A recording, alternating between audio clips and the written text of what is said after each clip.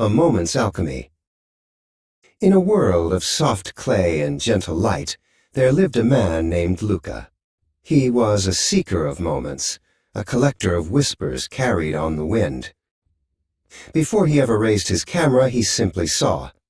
Because a photograph, you see, is not just a picture. It is a conversation between light and shadow, a dance of photons recorded in a still moment.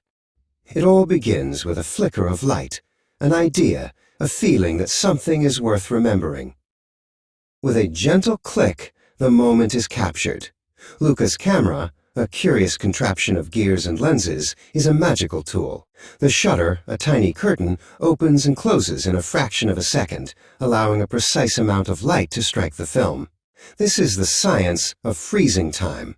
But the lesson is this: to truly capture a moment, you must be completely present in it. You must listen to the silence and feel the air, allowing the world to settle into your heart before you press the button. The real magic happens in the dark, in the solitary stillness of the darkroom. The film, a simple plastic strip coated with light-sensitive silver halide crystals, is submerged in a series of chemical baths. This is where the invisible work begins. The latent image, a ghost of the moment, slowly begins to appear. It is a lesson in patience, in trusting the process, even when you cannot see the results. Slowly, like a memory returning, the image begins to emerge.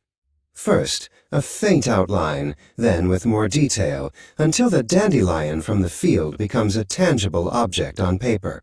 The scientific process is a marvel, but the personal reflection is a mirror. This stage reminds us that our greatest transformations often happen in the quiet, unseen moments of our lives, hidden from the world's view. Once the image has been developed, it is time to refine. Luca will carefully crop and adjust, not to change the truth, but to tell the story more clearly. This is the art of editing, a practice of subtraction and emphasis. It teaches us that our own stories can be refined as well. We can choose which parts to highlight and which to let go of, creating a more focused and meaningful narrative of our lives. The photograph is no longer just for Luca. It is ready to be shared, to be given a new life in the world. The science of printing turns the image into a tangible object, a piece of art that can be held and felt. The life lesson here is to share your creations, your stories, and your truths. A photograph, much like a life, is meant to be seen and experienced by others. Once on the wall, the photograph becomes part of a larger conversation. It takes on new meanings and new memories for those who see it. The life of a photograph is not its own, it is a shared experience. This is a positive retrospective on the past, a moment to appreciate how our own stories, when shared, can inspire and connect with others in ways we never imagined. And so, the photograph finds its place. It is carefully stored, preserved for the future.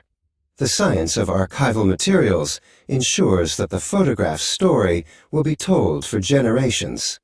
This is the concept of legacy. Our lives, too, are a collection of moments that should be preserved. What we create, what we love, and what we share will live on long after we are gone. Luca sits in the stillness of the attic, the box of photos on his lap. He reflects on the journey of each image, from a fleeting thought to a tangible memory. He sees the light, the dark, the patience, and the joy. This is the final stage of the cycle, the moment of positive retrospection.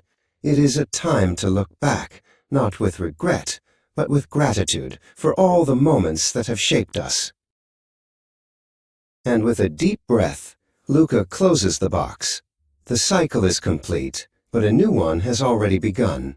The world outside is full of new light, new shadows, and new moments waiting to be captured. The life cycle of a photograph is a beautiful metaphor for our own lives, a continuous loop of inspiration, creation, reflection, and new beginnings.